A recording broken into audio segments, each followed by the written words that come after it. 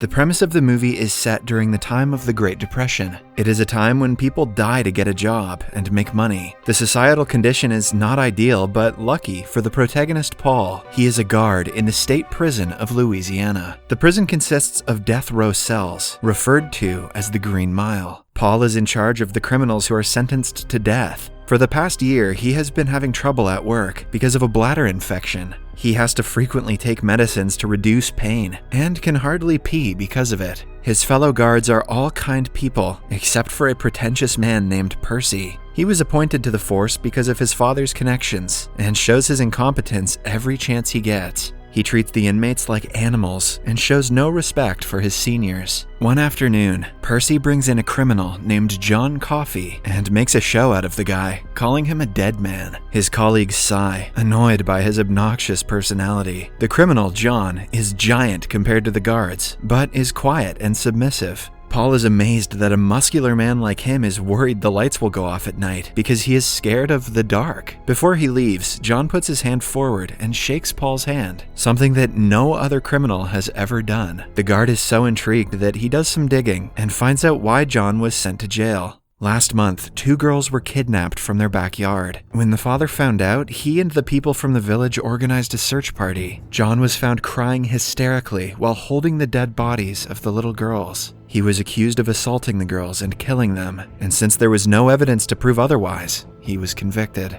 Later, Paul is outside when he meets the prison warden, Hal Morris. Hal reveals that Percy has applied for an administrator job at a mental hospital, which would mean better pay and better hours. The news is exciting for Paul because he and his coworkers are tired of cleaning up after Percy's mess. The warden also mentions that his wife, Melinda, is not doing good. She suffers from a lethal brain tumor, which has put her on her deathbed. Hal is constantly worried for her, and he feels helpless that he cannot save her. At night, Paul talks to his wife and tells her about John. He also apologizes that he can no longer make love because of the excruciating pain caused by the bladder infection. His wife wants him to go see the doctor, but Paul is almost ashamed to have gotten the disease. The following day, one of the guards named Brutus sees a mouse in the cell block. They try to catch it, but it runs into a padded storeroom. Afraid that it will eat away the floor, they clean up the entire room to look for it. But strangely enough, the mouse is missing. A few hours later, Percy spots the mouse and goes into a fury trying to kill it. The mouse goes back into the storeroom, making Percy clean the room as the others did earlier. The guards don't tell him they already tried that, and watch him lose his mind over the missing mouse. Paul berates him for making a fuss out of nothing, which results in Percy being disrespectful to him and his friends. He threatens to use his connections to fire all of them from their jobs. Paul retaliates that if he ever makes such a threat again, they will teach him a lesson, even at the cost of their jobs.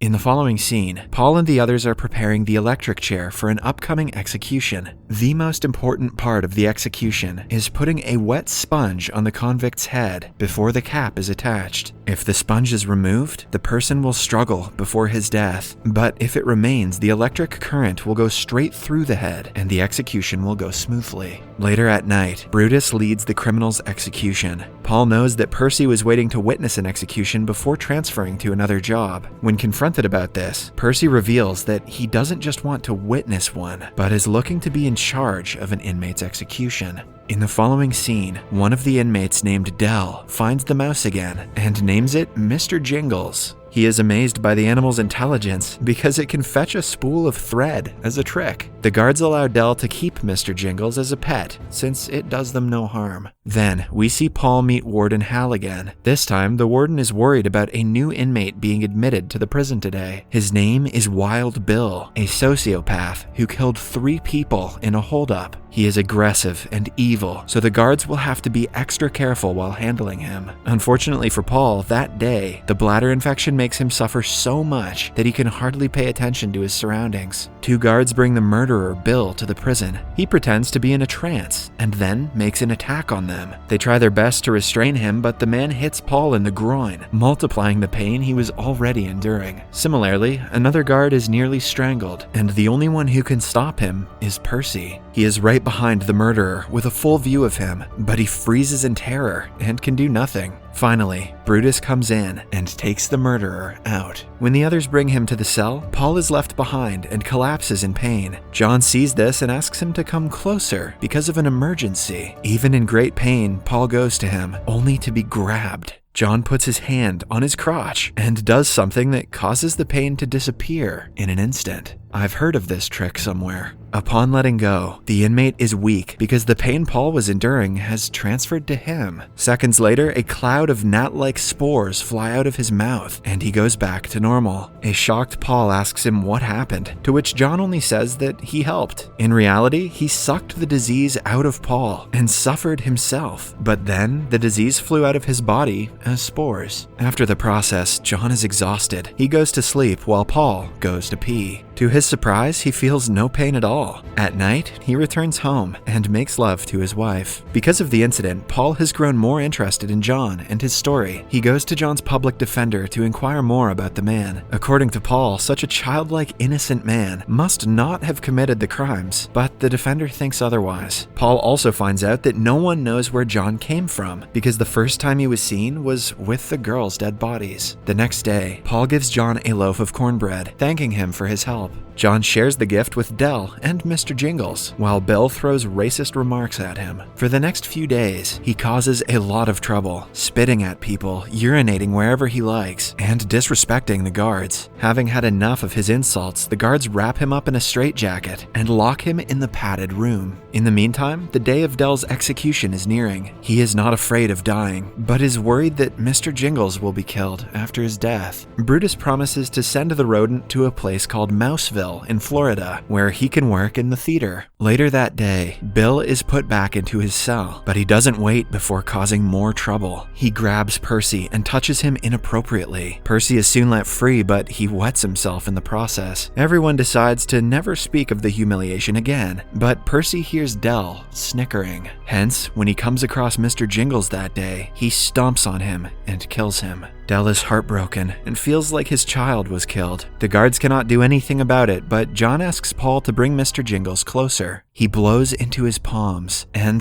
resurrects the animal from the dead. Everyone is shocked, and Del couldn't be more grateful. The execution day finally comes, and Percy is put in charge of it. Paul hopes that after killing Del, he will finally transfer to another job. Del is placed on the chair in front of the audience, and Percy starts the execution. He hooks Del up to the electrodes and purposely does not soak the sponge, which is then placed on Del's head. This causes the poor man to struggle and scream in pain. Simultaneously, John also cries as he channels Del's struggles into his own body. In the end, Del lights on fire, and his life finally ends. Afterward, Percy claims that he didn't know that the sponge needed to be wet. A furious Brutus punches him at the obvious lie. He has to be held back to ensure he doesn't kill the man. As a result of the incident, Percy is forced to take an immediate transfer to his new job at the mental institution. Surely he'll be nicer to people there. Paul then goes to John and finds out that he tried his best to use his powers to help Del. However, even after suffering so much pain, he wasn't able to save him. Moreover, the pain was also felt by Mr. Jingles, who has since run away. In the following scene, Paul and the other guards are having a meal together. He has just been to the warden's house and seen the trouble he is going through. His wife Melinda is losing her memory and becoming violent as a result of the tumor, but the man can do nothing about it. Hence, the guards decide to bring John to the warden's house to help Melinda, but they have to do it in secret since they can be punished for letting a murderer out of prison. The next day, they put the plan into action and knock Bill out using a drugged glass of beer. They also gag Percy, put him in the straitjacket, and lock him inside the padded room so he won't tell the authorities. When John is told about the plan, he is excited that he gets to help someone before his death. It further makes the guards realize how good of a man he is. However, on their way out, Ben, who is still conscious, grabs John's arm. For some reason, John is terrified of the man, but is let go when he finally falls asleep.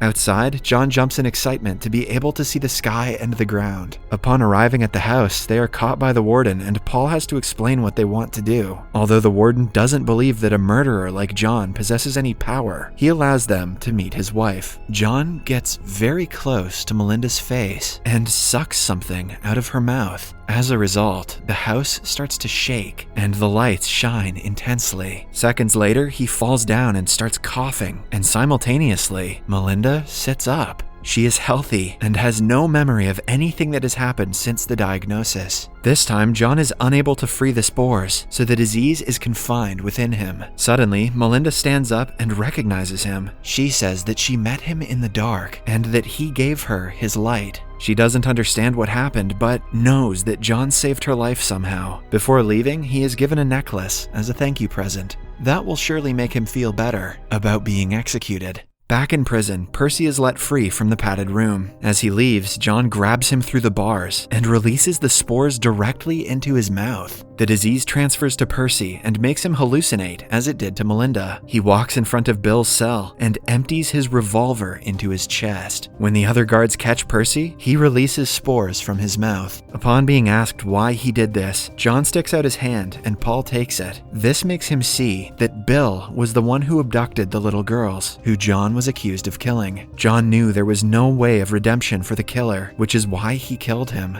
Later, the police arrive to investigate the death. Percy is questioned but appears to be in a catatonic state. He is declared unfit to be on duty and is sent to a mental hospital, ironically the same place he was supposed to transfer to. Meanwhile, the day of John's execution nears. Now that Paul knows he is innocent, he doesn't know what he should do. His wife senses his dilemma and suggests he talk to John to see what he wants. In the following scene, John reveals that he doesn't want to live anymore. He can feel the pain of all the others around him, which is a blessing and a curse at the same time. He does not want to feel the pain anymore, and is tired of hearing everyone's thoughts about Johnny Depp and Amber Heard, so executing him would be the greatest act of mercy done upon him. As a last request, John says he wants to watch a movie. On the day of the execution, John is taken to the auditorium in front of the audience. They berate him, calling him a murderer and a molester. However, the guards' reaction is the opposite, as they watch him get strapped in tears. Paul goes to put a cloth over his face, but John says that he is afraid of the dark. In the end, the poor man is electrocuted and killed.